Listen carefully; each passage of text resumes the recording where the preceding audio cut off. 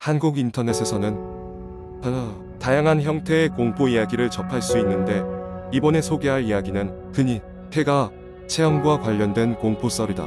대학 방학이 시작되던 무렵 친구들과 나는 여행을 계획하였다. 모두가 도심을 벗어나 자연을 만끽하며 자유를 만끽하고 싶어 했고 우리는 교외에 위치한 작은 마을로 향했다. 그 마을에는 오래된 폐가가 하나 있어서 지역 주민들 사이에서 무서운 이야기로 유명했다. 겁 없는 우리의 리더인 현수는 그 폐가에 가보자고 제안했고 나머지 친구들은 호기심 반 두려움 반으로 그 제안을 받아들였다. 마을에 도착한 우리는 현지 민박집에 짐을 풀고 간단히 식사를 마쳤다. 민박집 주인 아저씨는 우리가 폐가에 간다고 하자 순간 정색하며 가지 말라고 경고했다. 그 집은 오래전 화재가 있었던 곳이라 위험해요. 밤에는 절대 가지 말고 제발 안전하게 다녀오세요 라고 말씀하셨다. 하지만 우리는 아저씨의 말을 무시하고 당일 밤에 그곳을 탐험하기로 했다. 어두운 밤 우리는 플래시를 준비하고 폐가로 걸어갔다. 바람이 세차게 불어올 때마다 나뭇가지가 부딪혀 소름 끼치는 소리를 냈다. 폐가는 숲속 깊은 곳에 고립되어 있었고 주변은 어둠 속에 잠긴 채 묘한 정적이 감돌았다. 건물에 가까이 다가서자 어딘가 썩은 나무와 먼지 냄새가 코를 찔렀다. 드디어 집 안으로 들어갔다. 입구에 들어섰을 때부터 이곳이 아주 오래되어 위험하다는 것을 알 수 있었다. 벽지로 덮인 벽은 여기저기 벗겨져 나 있고 바닥은 삐걱거렸다. 우리는 서로 농담을 주고받으며 긴장을 풀고 조심스레 1층부터 살펴보기 시작했다. 갑자기 선영의 목소리가 들렸다.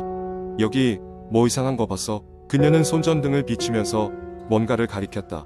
한켠에는 오래된 사진이 걸려 있었고 사진 속 가족들은 무표정한 눈으로 우리를 바라보고 있는 것 같았다. 무심하게 지나치려던 그때 사진 속 한 인물의 얼굴이 순간 변하는 것처럼 보였다. 모두가 한꺼번에 소름이 끼쳤다. 그냥 착각이겠지 라고 생각하며 2층으로 향했다. 2층은 더 어두웠고 무거운 공기가 느껴졌다. 옛 가구들이 깔려있는 방은 퀴퀴하고 삭막한 느낌이었다. 우리 중 누군가가 놀리려는 듯 물건을 만져대기 시작했고 나는 귀찮다는 듯 그만 좀 해. 그거 부서질 것 같아 라고 말했다. 바로 그때 삐걱거리는 소리와 함께 문이 혼자 닫히며 쾅 하는 소리가 울려 퍼졌다. 순간 모두가 어리둥절해졌고 이내 당황하기 시작했다. 우리는 서둘러 2층에서 내려오고 있었다. 그런데 입구에 도착했을 때 집 밖에는 갑자기 비가 내리기 시작했다. 비는 금세 거세어졌고 천둥 번개가 몰아쳤다. 우리는 폐가 안에서 비가 잦아들기를 기다리며 숨어있기로 했다. 바람과 함께 웅웅거리는 소리가 들렸고 그 소리에 맞추어 위층에서 나지막한 발걸음 소리가 들려오기 시작했다. 우리는 모두 침묵하며 두려운 눈길로 서로를 바라보았다. 혹시 우리 말고 누군가 더 있는 거 아니야? 라는 속삭임이 뒤에 속삭이듯 들려왔다. 결국 참지 못하고 몇몇 용기 있는 친구들이 위층으로 다시 올라갔다. 한층 한층 조심스럽게 확인해보는 그들의 뒷모습을 보며 남아있던 우리도 이내 용기를 내 따라갔다. 그러나 위층은 여전히 조용했고 아무것도 없었다. 호기심과 두려움이 섞인 우리는 그날 밤 그곳에서 나오기로 결정했으며 비는 잔잔히 그쳤다. 민박집으로 돌아오자 주인 아저씨가 걱정 어린 얼굴로 우리를 맞아주셨다. 우리는 아무 일 없었던 것처럼 웃으며 방으로 돌아갔다. 그러나 그날 밤 확신할 수 없는 어떤 기운 때문에 제대로 잠을 잘 수 없었다. 꿈속에서는 그 폐가에서 보았던 사진 속 인물들이 다시 등장해 나를 쫓아왔다. 깨어났을 때는 등줄기가 쌓은 느낌이 들어 한동안 잠을 이룰 수 없었다. 다음날 우리 일행은 조용히 마을을 떠났다. 돌아오는 길에도 그 사건은 계속해서 머릿속을 맴돌았다. 어쩌면 우리가 본 것은 단순한 착각일 수도 있겠지만 시간이 지날수록 그날의 기억은 더욱 생생하게 남아있었다. 지금도 나는 그 폐가에서의 일을 떠올리면 어디서든지 알 수 없는 눈길이 나를 바라보고 있는 것 같은 느낌을 떨칠 수 없다. 이 이야기는 실제로 경험한 일이 아닐 수도 있으며 단순히 인터넷상에서 전해 내려오는 공포썰 중 하나이다. 그러나 누군가는 그런 이야기를 듣고 실제로 그런 곳에 가보고 싶어 할지도 모른다. 그렇다면 모험을 시도할 때는 안전과 현실성을 항상 염두에 두어야 할 것이다. 두 번째 이야기. 대학교 졸업을 앞둔 한 청년 민수는 서울에 있는 회사로 인턴을 가게 되었다. 인턴 기간 동안 거주할 곳을 찾던 그는 값비싼 서울의 전세 가격을 잠시 망설였으나 결국 학교 선배의 추천으로 한 원룸을 구하게 되었다. 반지하지만 월세도 저렴하고 무엇보다 역과 가까워 회사로 출퇴근하기에 매우 편리한 점이 마음에 들었다. 원룸에 처음 들어간 날, 민수는 방 안이 생각보다 어둡고 눅눅한 느낌이 드는 것을 느꼈다. 방 안을 둘러보니 벽지가 조금 찢어져 있고 모퉁이에는 곰팡이가 피어 있었다. 아쉬운 마음에 민수는 이내 보증금을 아끼는 데 만족하며 며칠 후면 적응할 수 있을 것이라고 자신을 설득했다. 처음 며칠은 비교적 조용하게 지나갔다. 회사 생활과 집에 돌아와 피곤함을 토로하며 잠들기를 반복하던 어느 날 밤, 사건은 시작되었다. 그날은 특히 회사에서 프로젝트 마감일로 인해 많이 지쳐있던 상태였다. 민수는 빠르게 샤워를 하고 침대에 누웠다. 꿈도 꾸지 않고 오랜만에 푹 자고 싶다는 생각뿐이었다. 하지만 새벽 2시쯤 그를 잠에서 깨운 것은 방 안에 울리는 이상한 소리였다. 탁탁 탁탁 뭔가가 벽을 두드리는 듯한 소리였다. 잠결에 소리를 무시하려 했으나 시간이 지날수록 점점 더 커지는 것 같았다. 민수는 드디어 몸을 일으켜 소리가 나는 쪽을 향해 귀를 기울였다. 곧이어 생각지도 못한 섬뜩한 소리가 들려왔다. 도와줘. 심장이 멎을 듯한 공포가 밀려왔다. 민수는 소스라치게 놀라면서도 혹시나 하는 생각에 용기를 내어 벽에 귀를 댔다. 하지만 소리는 그쳐 있었다. 꿈이었을까? 자는 도중 착각은 아니었을까 하는 생각을 하며 다시 이불 속으로 몸을 숨겼다. 그러나 불길한 기운에 잠들지도 못하고 그 밤을 뒤척이며 새벽을 기다릴 수밖에 없었다. 다음 날 민수는 근처 이웃들에게 전날 밤 들었던 소리에 대해 물어보았다. 그러나 아무도 그 소리를 듣지 못했다고 했다. 민수는 자신이 극도로 피곤해서 그런 환청을 들은 것이라 생각하며 잊으려 했지만 마음속 어딘가에서는 밤이 오는 것이 두려웠다. 며칠 뒤 비오는 밤 민수는 또다시 그 소리를 듣게 되었다. 이번에는 더 뚜렷하게 더 가까이서 살려줘. 민수는 덜덜 떨며 전등을 켜고 방 안을 두리번거렸다. 분명 소리가 나는 것은 맞는데 그 근원을 찾을 수가 없었다. 공포에 질린 민수는 불을 편 채 방을 세웠다. 다음날 아침 민수는 원룸 주인 아저씨를 찾아가 무슨 일이 있는지 물었다. 주인 아저씨는 그저 알 수 없다는 반응을 보이다가 한참 후에야 말을 꺼냈다. 그 방은 과거 사고가 하나 있었던 방이라고.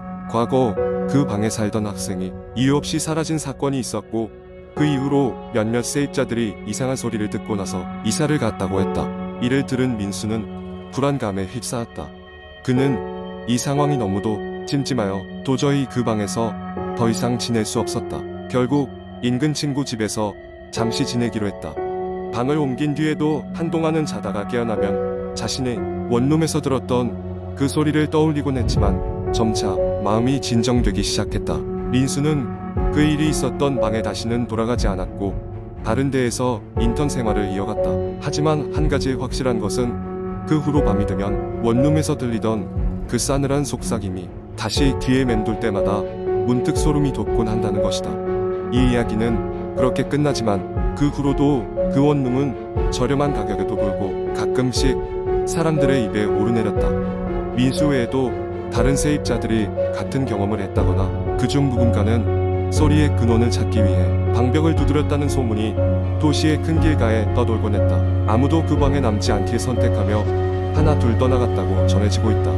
이 이야기는 허구임을 알립니다. 심장을 쫄게 만드는 공포 이야기로 재미로 즐기시길 바랍니다. 세 번째 이야기. 밤이 깊어가고 있었고 나는 지하철 막차를 타기 위해 급히 걸음을 옮기고 있었다. 서울의 지하철은 꽤 혼잡하지만 막차 시간이 다가오면 사람들로부터 조금은 한산해진다.